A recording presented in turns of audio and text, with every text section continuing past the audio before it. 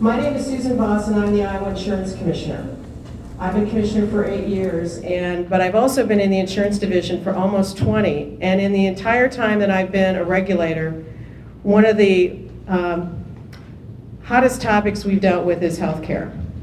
In fact, when I started in 1993, we were talking about healthcare under former President Bill Clinton. Do you remember we were talking about putting together some way to get people access to healthcare? And in Iowa, we were talking about ways to help folks who had pre-existing conditions or illnesses or issues within their medical history that barred them from getting coverage at affordable rates. We've set up a lot of different types of systems to assist Iowans to get coverage, but at the end of the day, we've continued to have challenges with costs and even challenges with getting a coverage that makes sense for people in various parts of the state.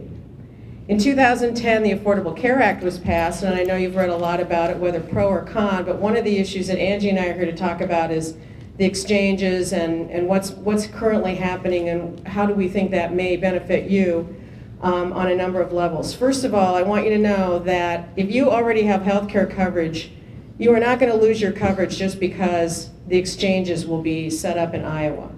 If you like what you have and you, for example, if you purchase coverage on your own, you're not going to be forced to drop your personal coverage and go into an exchange.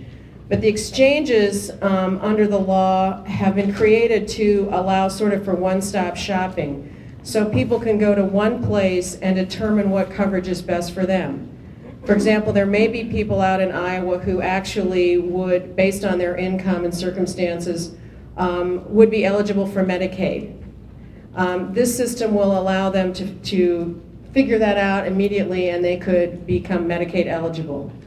Or there may be other types of private insurance that you may be eligible for that you didn't realize, and you would also be eligible for some kind of tax subsidy or assistance. The exchange will automatically help you determine what that subsidy would be. In Iowa, the subsidy is pretty generous. It's 400%, up to 400% of the poverty level, which for a family of four is about $80,000. Now, the exchanges go into effect in 2014. So as you can imagine, there's a lot of work going on behind the scenes, and the Department of Public Health, the Department of Human Services, and the Insurance Division have been working very closely on trying to determine how we would create an exchange, which would have a 1-800 number and assistance to help you determine where best to find your coverage. We're in the very, I would say, preliminary stages right now of setting up that exchange. A lot has happened over the last couple years. We had a U.S. Supreme Court challenge where the law was upheld, and we have to meet certain deadlines in order for the state of Iowa to have its own exchange system. And so we're discussing how we're going to make that state-based exchange work. But right now, because I can't tell you where it will be located and how it will be located and who's going to run it, I want you to note that on our website at the Insurance Division, www.iid.iowa.gov, just Google us at Iowa Insurance Division, we have a template that's available that shows you everything that's going on in healthcare reform right now, what has been implemented, and what additional tools we need to get in place for the exchange to get up and running.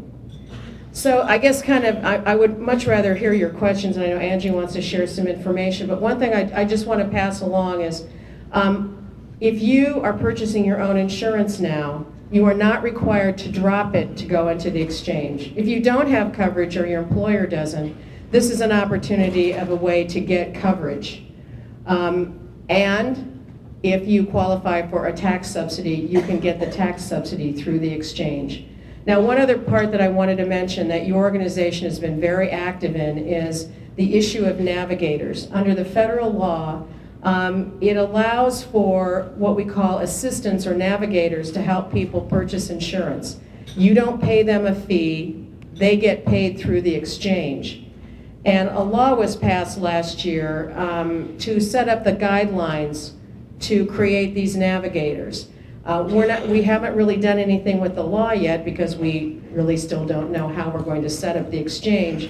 But it's very possible that you could help get your insurance, not through an insurance agent, like we typically know somebody that you buy your auto or your homeowners, but you could go to a navigator, somebody who has been trained on health insurance and can help you navigate the system to get the right coverage. And you don't pay them a fee, it's paid through the navigator. Are any of you familiar with the Senior Health Insurance Information Program, SHIP? Okay, which is in our office, by the way. This is a similar type of program, like the SHIP volunteers. They don't get paid, but they're highly trained